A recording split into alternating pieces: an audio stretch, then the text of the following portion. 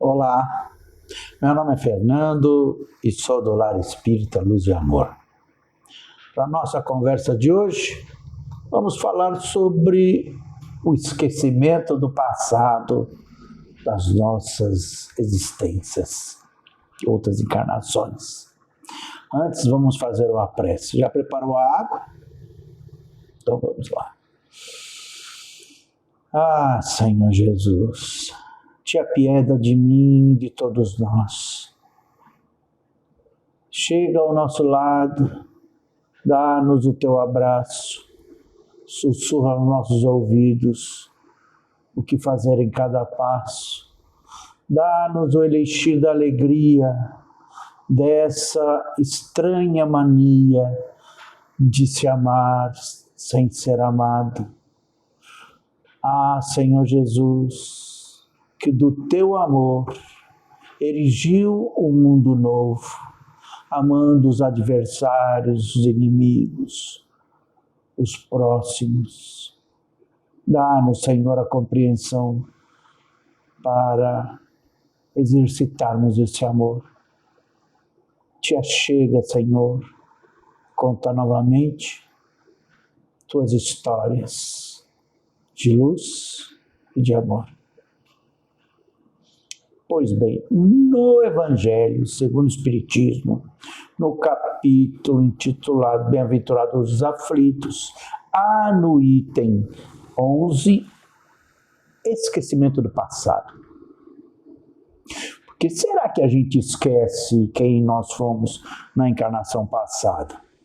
Porque será que valeria a pena a gente se lembrar de tudo que aconteceu conosco na encarnação passada? Olha, curioso isso. Muita gente acha que foi um rei, uma rainha, um príncipe, uma princesa. Pois bem,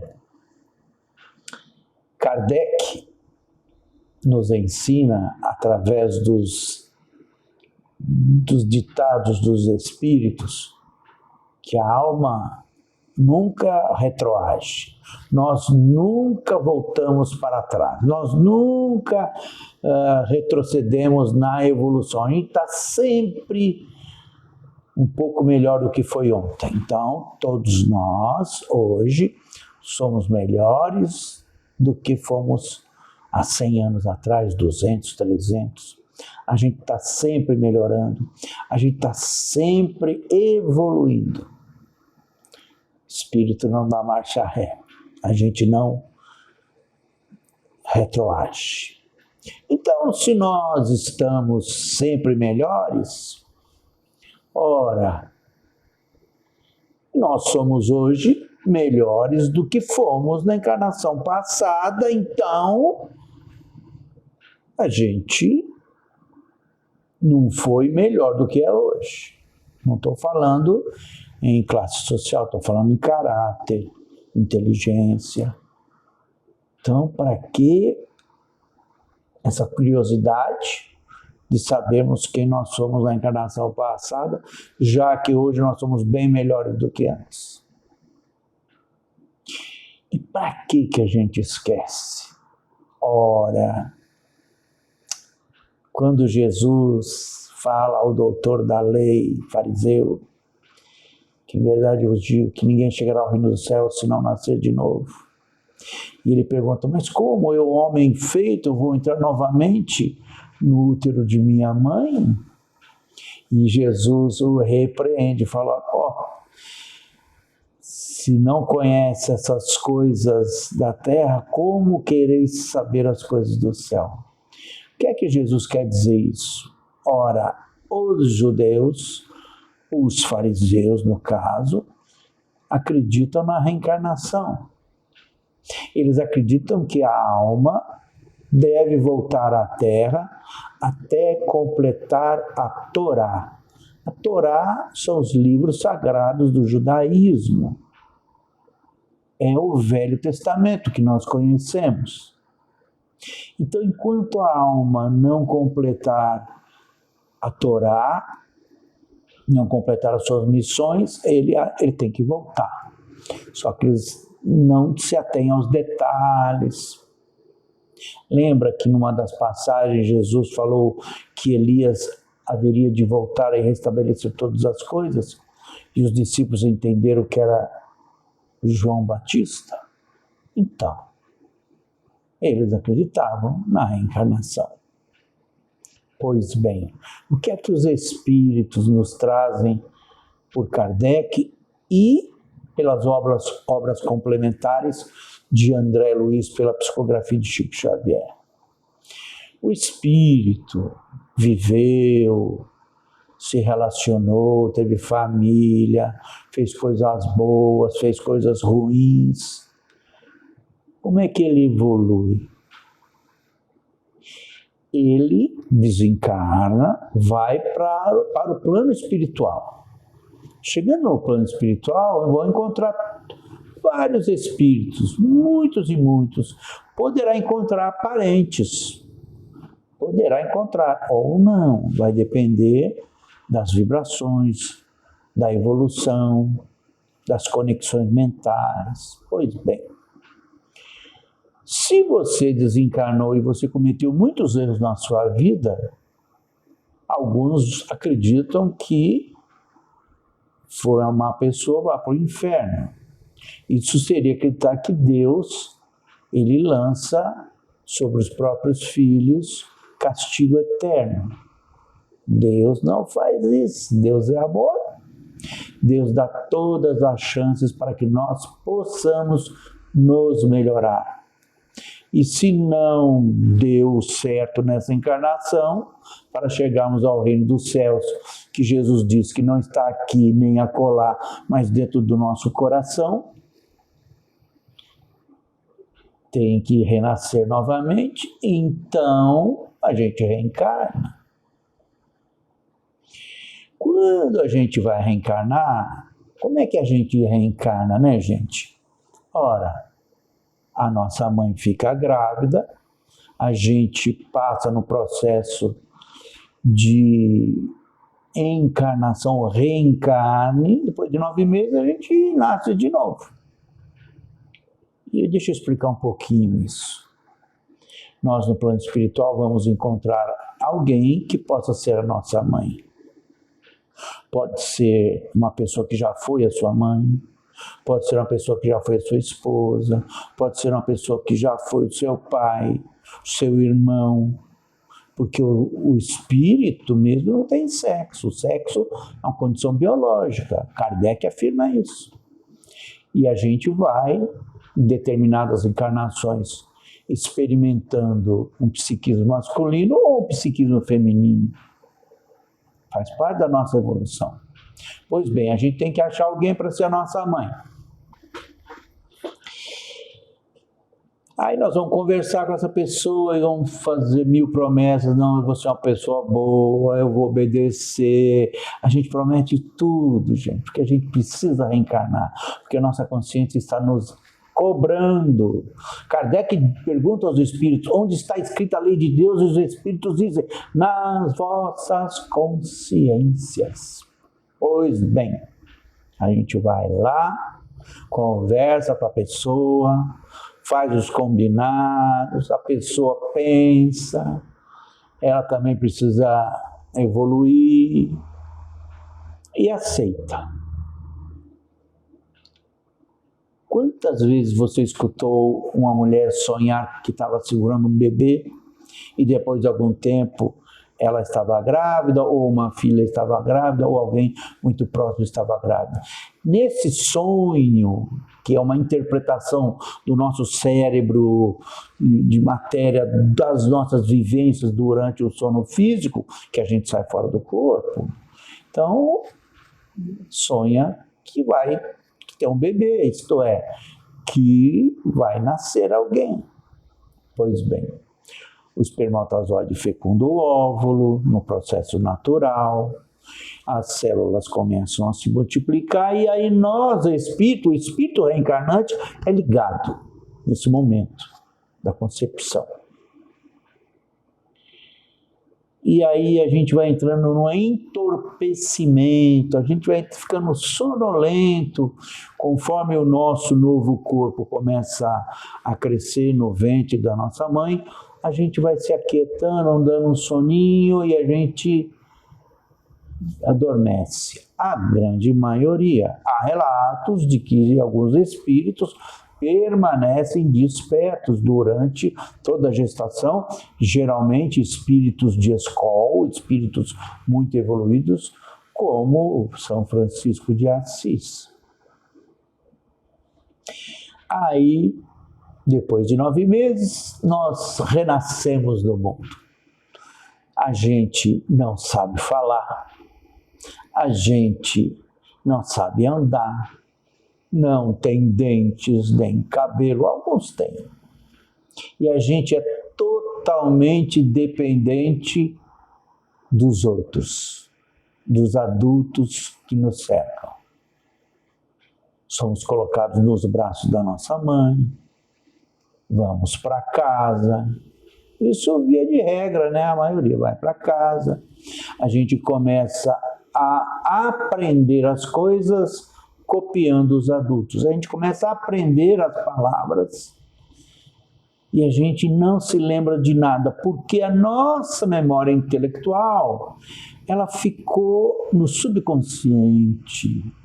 Porque esse cérebro novo, desse corpo novo, que foi feito para nós, naquele momento, que foi feito para você, para mim, esse cérebro novo não tem memórias.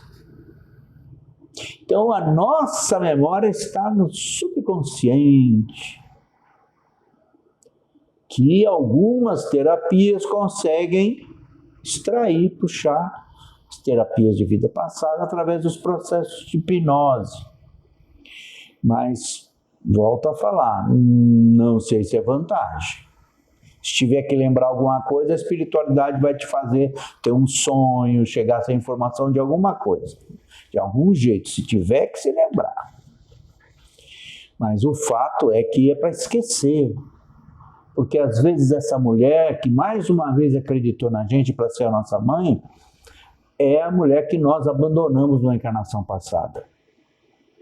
Talvez é a mulher que nós roubamos na encarnação passada, que nós matamos na encarnação passada, que nós fizemos alguma maldade. Daí muitos casos de depressão pós-parto, daí muitos casos de gestação complicada, porque as energias estão ali, conflitantes. Embora a mulher tenha aceito, a gente tenha aceito, há muita mágoa. A gente traz não a memória intelectual, a gente traz a memória emocional, a memória afetiva. A gente gosta da pessoa sem saber os motivos pelos quais a gente gosta da pessoa, ou a gente odeia a pessoa sem saber os motivos que a gente não vai com a cara da pessoa. Então é importante a gente não se lembrar.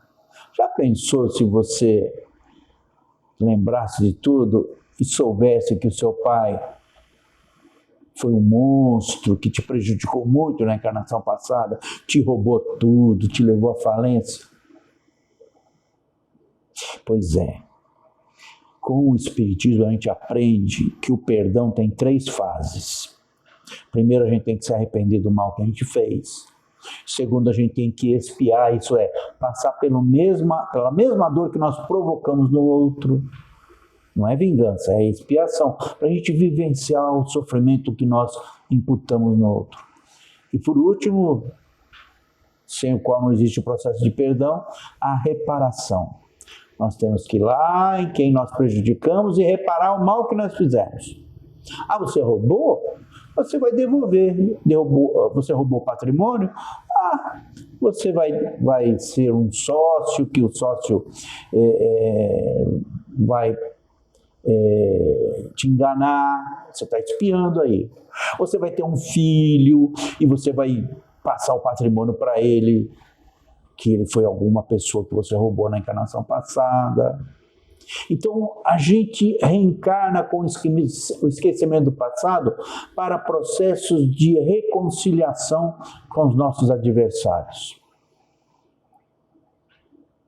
Vai e te reconcilia-te com teu adversário enquanto estás a caminho. A frase que Jesus falou.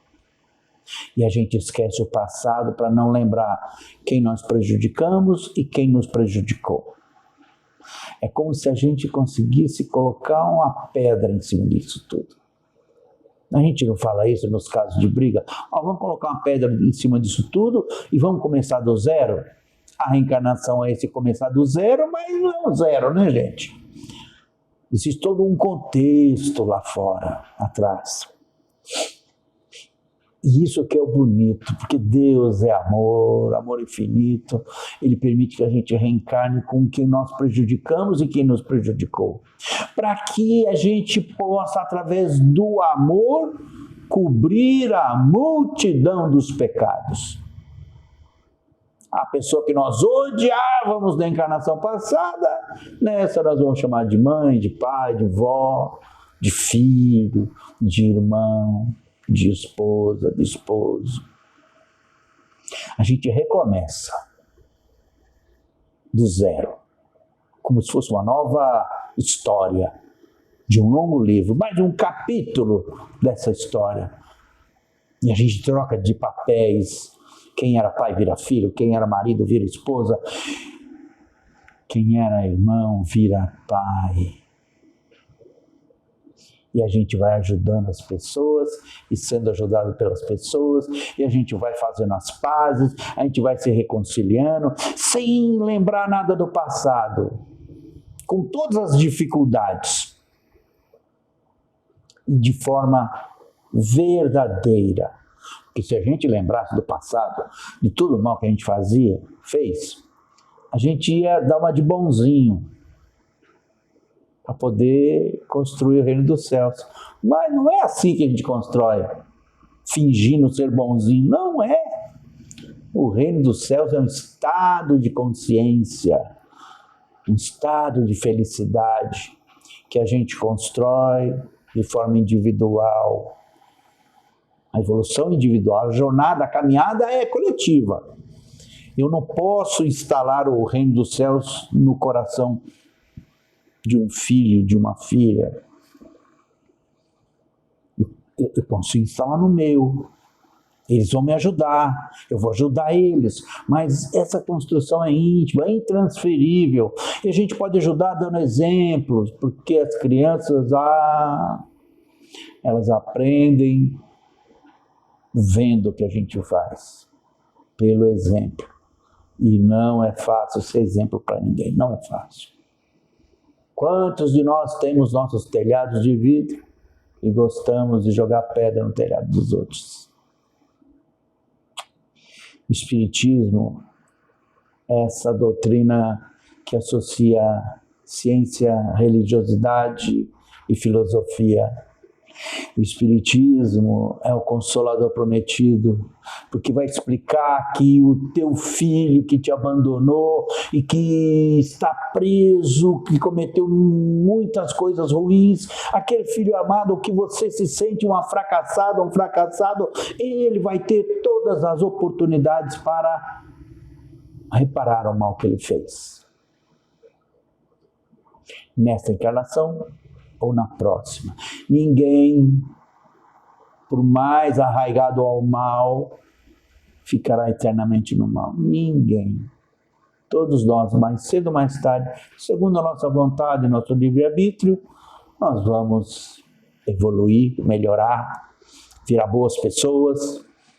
Vamos chegar ao momento que a gente vai poder ser até um mentor de algum grande amigo que está em dificuldades, como assim é hoje, que todos nós temos um anjo da guarda, um mentor espiritual, que sempre está dando bons conselhos ao nosso coração.